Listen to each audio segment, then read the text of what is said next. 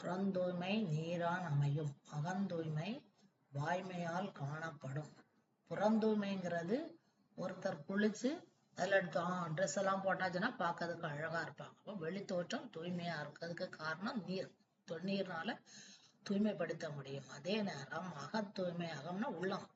உள்ளம் தூய்மையா இருக்கணும்னா, சுத்தமா இருக்கணும்னா வாய்மையால் காணப்படும். எப்பவுமே நம்ம உண்மையாக இருக்கும் போது அகமும் தூய்மையாக இருக்கும்.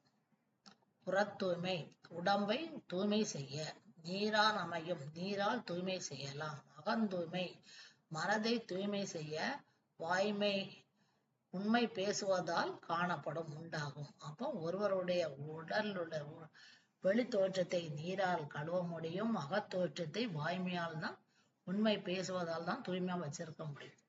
ஒருவரின் உடம்பை நீரால் தூய்மை செய்யலாம். மனம் தூய்மையாக இருக்க வாய்மை உண்மை பேச வேண்டும்.